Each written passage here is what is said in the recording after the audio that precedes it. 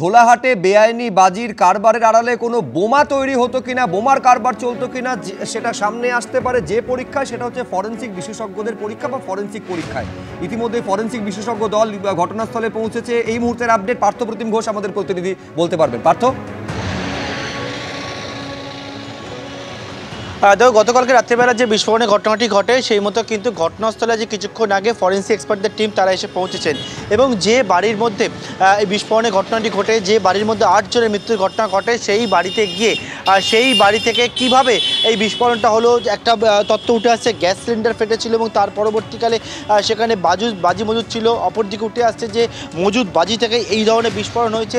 সুতরাং কি থেকে এই বিস্ফোরণের ঘটনাটি ঘটলো, বা বাজি মজুদ ছিল শুধু, নাকি এর পিছনে অন্য কিছু আরও ছিল, যে সেই সমস্ত বিষয়টা খতিয়ে দেখার জন্য ফরেনসিকের এক্সপার্টরা তারা এসেছেন এবং এখান থেকে তারা নমুনা ইতিমধ্যে সংগ্রহ করছে। এখনো পর্যন্ত এই ঘটনায় পুলিশ যে মামলা রুজু করেছে সেই মামলার ভিত্তিতে কোনো গ্রেফতারি নেই। দুজন এখনো পর্যন্ত তাদের কোনো হদিশ নেই। আপনারা জানেন গতকাল 8:30 থেকে 9টার মধ্যে বিস্ফোরণের ঘটনা ঘটেছে। আজকে প্রশাসনের তরফে একেবারে এডিজি সাউথ বেঙ্গল তিনি সাংবাদিক বৈঠক করছেন এবং কোন কোন ধারায় মামলা রুজু করা হয়েছে তার তালিকা তিনি তুলে দিচ্ছেন। এরই পাশাপাশি এই গোটা ঘটনায় এনআইএ তদন্ত চেয়েছে বিজেপি, রীতিমতন কেন্দ্রকে চিঠি দিয়েছে তারা। বিস্ফোরণে 8 জনের মৃত্যু নিয়ে এই ঘটনাতেও এনআইএ চাইছে বিজেপি। কিন্তু বড় প্রশ্ন হচ্ছে এই প্রাণগুলো যে চলে গেল তার দায়কার। সরাসরি নিউজ রুম থেকে অতনু হালদার আমাদের প্রতিনিধি রয়েছেন। একটা ঘটনা ঘটে অতনু, এই প্রশ্নটা ফিরে ফিরে আসে কিন্তু কোনোদিন কোনো উত্তর পাওয়া যায় না এবং সব থেকে বড় প্রশ্ন তার থেকে প্রশাসন শিক্ষাটা কি নেয়। আজকে 8 জনের প্রাণ চলে গেল, অতনু দায়কার। গত 3 বছরে একের পর এক ঘটনা ঘটেছে, কিন্তু সেই ঘটনাগুলো ঘটলে পরেও সেখানে কি যথাযথ ব্যবস্থা সেই ঘটনাগুলো থেকে শিক্ষা নিয়ে নেওয়া হয়েছে? এইখানেই হচ্ছে সব থেকে বড় প্রশ্ন উঠছে যে পুলিশ প্রশাসন যদি যথার্থ শিক্ষা নিত এই আগের ঘটনাগুলো থেকে, তাহলে কি এই ঘটনাগুলো আবার পরপর ঘটতো? তুমি যদি দেখো যে গত শুধু 3 মাসে, আমি তোমাকে বলছি যে এবারে 7ই ফেব্রুয়ারি কল্যাণীর রথতলায় বেআইনি বাজি কারখানায় বিস্ফোরণে 4 জনের মৃত্যু হয়েছে। এই 2024 সালের 28শে ডিসেম্বর সেখানে দক্ষিণ 24 পরগনার চম্পাহাটিতে বিস্ফোরণে 3 জনের মৃত্যু হয়েছে। 2024 সালের নভেম্বর মাসে হাওড়ার উলুবেড়িয়া সেখানে বিস্ফোরণ হয় এবং এই 2024 সালের 9 জুন পূর্ব মেদিনীপুরের কোলাঘাটে একটা জায়গায় বিস্ফোরণ হয়। এবং তারপরে তুমি যদি দেখো যে 2023 সালের 28শে আগস্ট সেখানে দত্তপুকুরে ভয়াবহ বিস্ফোরণে 9 জনের মৃত্যু হয়। 2023 সালের 22শে মে সেখানে বজবজে বিস্ফোরণে 3 জনের মৃত্যু হয়। 2023 সালের 16ই মে পূর্ব মেদিনীপুরের এগরার খাদিকুলে সেখানে এই ঠিক একইভাবে বেআইনি বাজি থেকে বিস্ফোরণ হয়ে সেখানে 11 জনের মৃত্যু হয়। অর্থাৎ আমি তোমাকে যেটা বললাম যে 2023 সালে যখন খাদিকুলের ঘটনাটা ঘটে তখন এই নিয়ে ব্যাপক বিতর্ক তৈরি হয় এবং সেই সময় নানান প্রশ্ন ওঠে যে পুলিশ প্রশাসন কী করছে, রাজ্য পুলিশ প্রশাসনের তরফ থেকে কি যথাযথ ব্যবস্থা নেওয়া হচ্ছে এই ধরনের বিস্ফোরণগুলোকে আটকানোর ক্ষেত্রে, এইভাবে যাতে বেআইনি বাজির ব্যবসা না চলে সেইটা আটকানোর ক্ষেত্রে কি যথাযথ ব্যবস্থা নেওয়া হচ্ছে? সেই প্রশ্ন যখন ওঠে তখন পুলিশ প্রশাসনের তরফ থেকে নানান ধরনের প্রতিক্রিয়া দেখা যায় এবং নানা ধরনের ব্যবস্থা নেওয়ার কথা বলা হয়। কমিটি তৈরি হয়, বলা হয় যে ক্লাস্টার তৈরি হবে, ব্যবস্থা নেওয়া হবে যাতে এই ধরনের ঘটনার পুনরাবৃত্তি না ঘটে, সেই জন্য ব্যবস্থা নেওয়া হবে। কিন্তু বাস্তবে কি সেটা হয়েছে?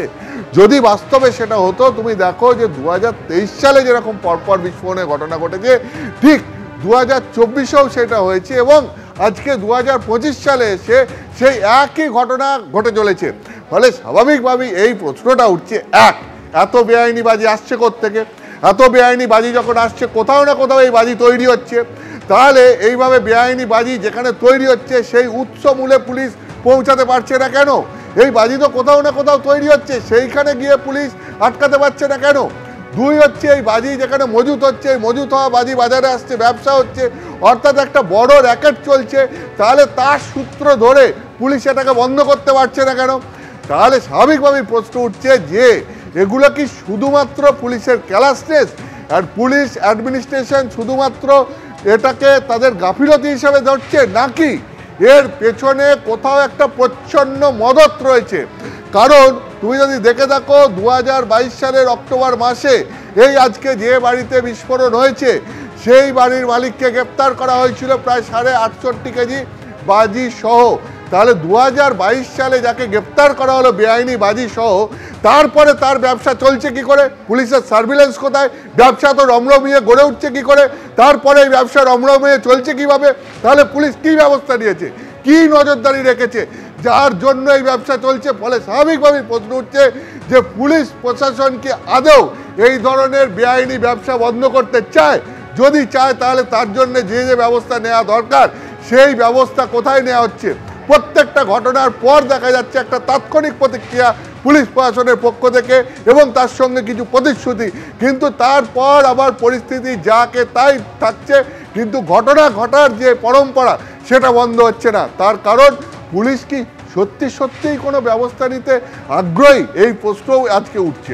একেবারে পুলিশের সদিচ্ছা নিয়ে প্রশ্ন উঠছে। আমি এখানে দর্শকদের মনে করিয়ে দেব যে খাদিকুলে যখন বিস্ফোরণের ঘটনা ঘটেছিল, যেখানে 11 জনের প্রাণ চলে গিয়েছিল, স্বয়ং রাজ্যের মুখ্যমন্ত্রী তিনি খাদিকুলে গিয়ে বলেছিলেন যে এই ঘটনা আমাদের চোখ খুলে দিয়েছে। প্রশ্ন হচ্ছে যে তারপরেও ধারাবাহিকভাবে এই বিস্ফোরণ এবং মানুষের প্রাণ চলে যাওয়া এইটা ঘটছে কেন?